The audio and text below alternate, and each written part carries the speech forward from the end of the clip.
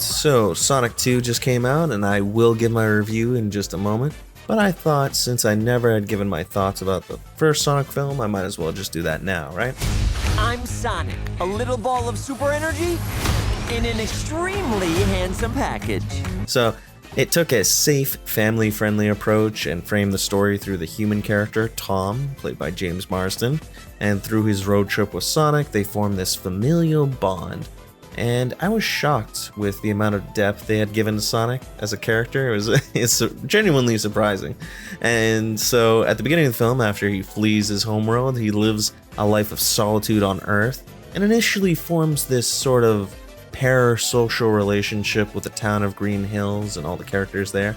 And it takes some time to acclimate, to speak with others, which I thought was a charming and endearing character trait of his.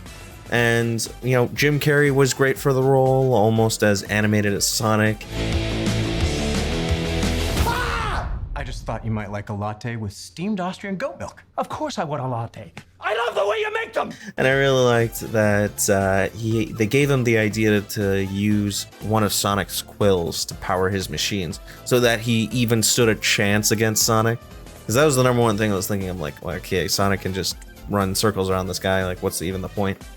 Right? And unfortunately, that's where the compliments end, because for an example here, I thought Tom was not just bland, but also nonsensical as well. At one point, he becomes a wanted man, and he has no reaction to his entire life just being ruined in that moment. And the only other human I thought worked was Tom's sister-in-law, Rachel. She had a simple gag. She hated him, and which was funny for a bit, but that gag got dragged on for just a tad bit too long. And so that's basically it. Time to go. I always want to do this. Nailed it. It was a decent, average, Sunday evening watch with the family. Now, let's move on to what we all came here for, Sonic 2, and to sum up the plot, sort of, Sonic and Tails team up to find the Master Emerald, which is an all-powerful item that materializes whatever the user desires, and Eggman and Knuckles do the same. The adjustments made here are the focus on the characters that the fans showed up for, Sonic, Tails, Knuckles, and Eggman. If you thought the first Sonic movie was decent, then I think this film will work for you, as it not only does a lot of the same things here, but improves on it in little ways. That being said, if you found that first movie loud and obnoxious, it's intensified here with all the amount of pop culture references and quipping that goes on, which I'd argue at the very least felt appropriate coming out of the mouths of off-the-wall animated characters. And at least two of them are like preteens, I would say, like Sonic and Tails. Knuckles might be, but it's hard to buy that when he's voiced by Idris Elba. I am an echidna warrior. It's definitely a film that wants fans to appreciate it, with a few references peppered here and there. And especially the ending stinger hinges on your knowledge of the games. Otherwise, it's completely meaningless to you. And it makes me interested to see what those with no prior knowledge of the games think of these films. I want to look that up. That wasn't too bad. So let's go into further detail. Let's go into spoilers. Let's talk about our hero trio, all of which get a character arc, which is wild. But let's start with the weakest one, which is unfortunately Sonic himself. Tom confronts him about a robbery he stopped, causing major amounts of collateral damage. Sonic replies that Tom is supposed to be his friend and not his parent, and kind of lashes out at him. But Tom replies saying that he'll have to wait for his time to become a hero. Like, his time will come and he'll know when that is. There will come a moment when your powers will be needed, but you don't choose that moment. That moment chooses you. I just got goosebumps. Wait a second, did you steal that from Oprah? Which is made obvious when Sonic uncovers this message from his deceased owl mother, Longclaw, not a great name, telling him to protect the Master Emerald. Ultimately, Sonic appreciates Tom's guidance and refers to him as Dad, which was a sweet moment at the end of the film. I thought that was nice, but I want to bring it back to what we were supposed to get from this film, from Sonic's character. Wouldn't a better lesson have been, don't destroy a city block, right? Like that would have been a better lesson. Use your powers responsibly. I know it's getting really close to the Spider-Man territory in that aspect, but it's absolutely applicable here. I mean, it made sense in the context of the film. Now, I understand there may be some pushback. It's like, oh, it's just a family film. Oh, it's just a kid's film, or whatever. But let me ask you this, all right? If the takeaway you want from a child is to be, just wait for your opportunity to fall in your lap, which wouldn't that cause more failure to launch, right? Like, just don't do anything. It'll eventually come to you, your opportunity, and you don't have to seek it. I don't know. It seems a little wild. Or would you rather have kids learn, like, look, if you have the power over others, you should use it responsibly. Something that I think they already teach kids when they learn a martial art, right? And if I were to dish out any compliments to Sonic as a character here, it'd be, or his sort of arc, would be that they go to great efforts to show at the beginning of the film that, like, he has the maturity of a 10-year-old for sure. Like, as soon as Maddie and Tom are gone, he's like causing havoc in the house. But after Tails is hurt, he feels like this strong responsibility for it, and he tries to make up for it. And he even agrees to use himself as a distraction when they're fighting Eggman, which I thought was like a mature move to work with it. Moving on to Tails, it's made clear that he's sort of this shut-in and admires Sonic. He basically watched the first film of Sonic from his home planet and just observing what went on Earth. But he only initially gets involved to warn Sonic, and that's it. But Sonic obviously pulls him into the plot of the film. And once he's thrust into the spotlight, he's really resistant to come out of his shell, and this is where Sonic shines the most, I think, as he sort of takes on the role of Tom from the first film, guiding Tails around as like the cool older brother. 10 chance of adventure. In a scene with just about the worst setup in this film, Sonic and Tails, and this really happens, has a dance battle to get the map back that they lost. That leads them to the Emerald. And if we're being honest, I mean, like, Sonic just grab it really quick and, make their way off. But if you're trying to get past that scene, it's used for them to bond, which was nice. I mean, Tails' story is very simple and it's executed well enough. And, he subtly receives this boost in confidence, which was nice. Okay. But now that I'm mentioning the whole older brother thing, I felt like when Sonic and Tom went fishing that time, he should have told Sonic that Maddie was pregnant, Maddie being his wife. And now Sonic is dealing with this apprehension of being an older brother, and he learns how to deal with those feelings with Tails, which would be a good lesson for kids, especially if, you're expecting to be an older brother soon, right? Family value lesson. Oh, great, the Winter Soldier. Now, finally moving on to our last character, Knuckles, which I foresee being a fan favorite in this film. He takes everything literally to a comical effect. He is the last of his tribe, and he wants to honor them by obtaining the Master Emerald. And, if this is sounding, a lot of things about this character are sounding similar to a Guardians of the Galaxy character, I can imagine. And it works here, I would say, just his whole demeanor. But he's actually meant to mirror Sonic's arc in this film. But I would want to add a few caveats to that. For example, his father tells him not to get involved because he'll have to wait for his moment.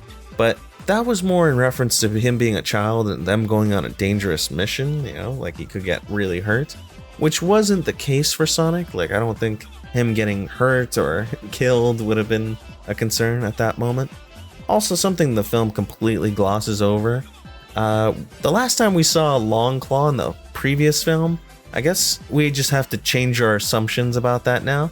Because she must have murdered every single echidna and then succumbed to her wounds for everything to line up logically. Which is like, geez, I don't blame the film for glossing over it now. I mean, this being supposedly a kid's film, right? Regardless, Knuckles teams up with Eggman to get the map from Sonic. Knuckles starts to see these glimpses of Sonic's noble behavior, whether it's saving Tails in Siberia or, him saving Knuckles while he's drowning. Also, you know, this character is just as dumb or naive, if you want to put it that way, as he is in the video games. It takes him forever to figure out Eggman's intentions. Actually, it takes him until Eggman just outright betrays him to understand his intentions, which, yeah, it's just a bit silly. And I really enjoyed seeing the trio work together, each playing to each other's strengths to defeat Eggman, Sonic using his speed and his relationship with Eggman to distract him, Tails using his gadgets that were established earlier, like you can see him working on them and you can see them in use, and you see that at the end of the film, and Knuckles using his strength. And the human characters now are all pushed to the background for the most part, but not completely absent from the film. They show up sparingly and, you know, they're useful for the most part, whether for comedy or utility. Initially, when you first watch the film, they're all shoved into a vacation on Hawaii. They just get rid of them, get them out of the film. I thought that was what the film was conveying to us. Like, they don't matter, they're off somewhere else, who cares, safe. But they do manage to tie it back to them with the most humorous gag in the film. I thought so, at least. But for sure, they absolutely, this gag received the most setup and use of misdirection. That's probably why I thought it was the most humorous. It had the most going for it. And as well, Rachel, the sister-in-law, receives the most, some of the best gags in the film as well. But just like the first film, they couldn't help themselves from running the jokes into the ground. It's like a 2-minute gag that got like stretched out for almost like a half hour or so. And yeah, no, you know, just same problem there. I was, though, pleasantly surprised that they reintegrated Tom and Maddie in the finale to help Sonic in his moment of need, and they do it in a way that, you know, you would imagine two normal human beings could help. Diabolical evil lives up to the hype. The scale of the plot and settings are far grander as they travel to a few places around the world, Siberia and Hawaii, which is still more than the first film, as we have a small town in San Francisco. If I were to dish out harsher criticism, though, the military presents itself as an obstacle at first and maybe an asset at one point, but they're completely impotent and take up way too much screen time that felt like it dragged on like 20-30 minutes. Oh my goodness. All the acting from the human cast besides Jim Carrey and his sidekick felt like they were walking straight out of a commercial. I just mean to say, like, they have this unnatural stiffness to them, which is so odd. Like, I know James Marsden is a good actor, or at the very least, he is a human being, so you would expect him to act, I don't know, a little bit more natural, not like, you know, he's in a Olive Garden commercial. I don't know. On nights when Dad works late, we'll treat ourselves. Ooh, breadsticks. So, is this serious? Yeah, this is seriously good. Oh. It's just really odd.